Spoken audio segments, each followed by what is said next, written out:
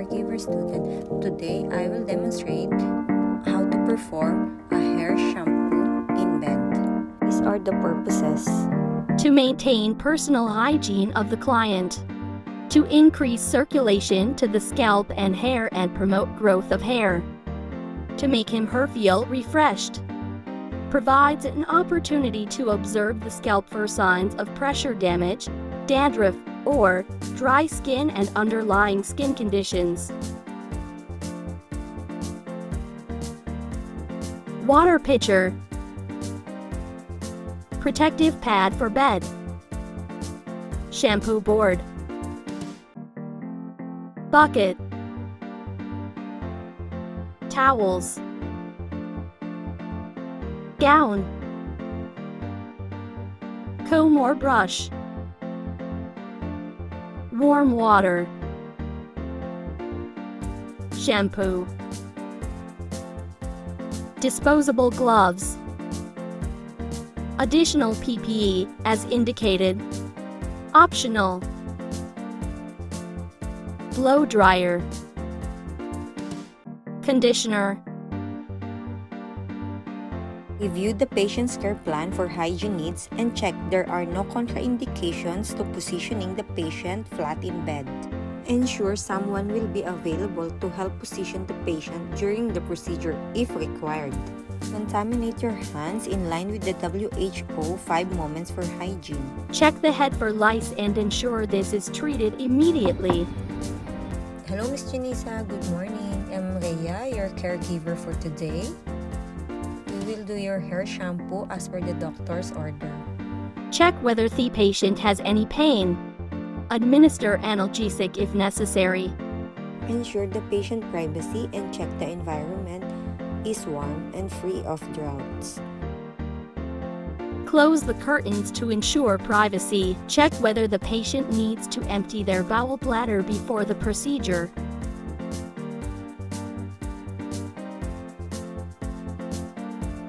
Assemble your equipment and ensure everything is to hand to minimize the amount of time the patient is lying flat.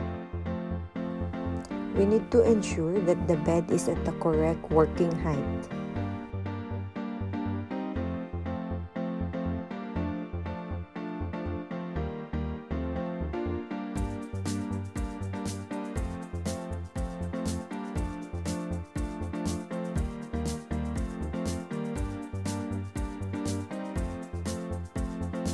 Putting the bed in a correct working level is to prevent our back injury. Decontaminate your hand and put on an apron to reduce the risk of infection. Remove the pillows from behind the patient's head so they are lying flat.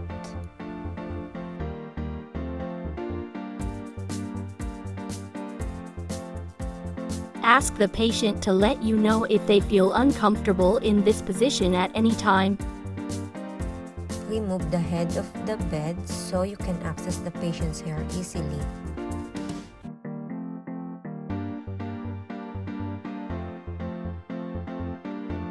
Place a plastic sheet under the patient's head and shoulders.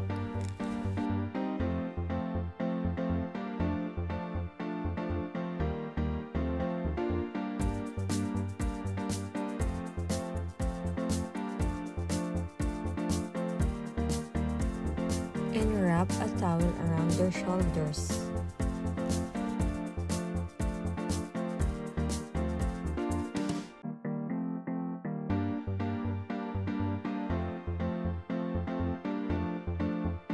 Position the patient's head on the shampoo tray, ensuring you follow the manufacturer's instructions carefully.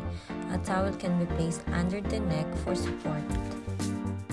Ensure the receptacle that will collect the water from the shampoo tray is positioned under the drainage spout.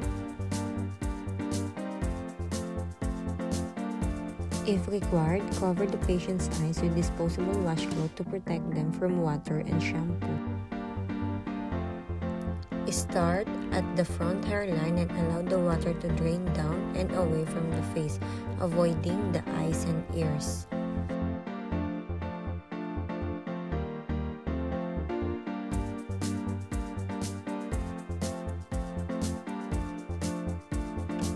Apply the shampoo and massage it into the hair.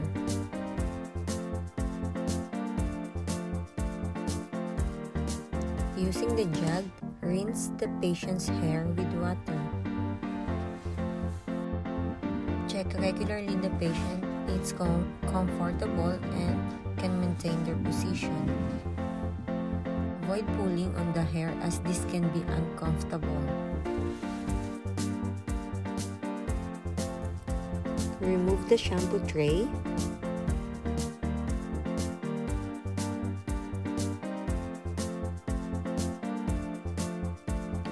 And wrap a towel around the patient's head to dry the hair and ensure they do not feel cold.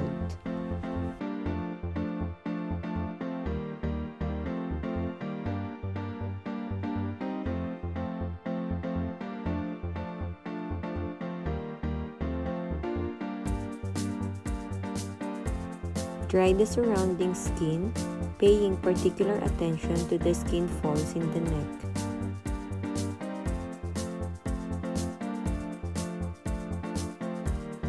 Change any wet linen. Dispose of soiled bed linen directly into the linen skip. Replace the bed head and reposition the patient so they are comfortable. Help the patient get dressed. Style the patient's hair according to their preference. If possible, try to make this a social situation. Finish making the bed and ensure the patient is warm and comfortable with a call bell. Drink if allowed and their belongings within reach. Dispose of equipment according to local policy. Decontaminate shampoo tray and drainage receptacle according to local policy. Remove and dispose of urapron and decontaminate your hands. Do not forget to record the care that has been given, record and report any abnormal findings, and update the patient's care plan if required. Principles for shampooing the patient's hair in bed. The supine position is preferred for weaker patients. Patient with significant heart or lung disease will not tolerate being supine. They must be in sitting position. Hair care should be given regularly during illness, just as it would be normally. Avoid hair wash for the patient who has just taken meal at least for an hour. Consider religious, cultural, and personal preference of the patient. Special precautions should be taken in positioning the patient. If central venous lines are present, teeth of the comb should be dull to prevent scratching of the scalp.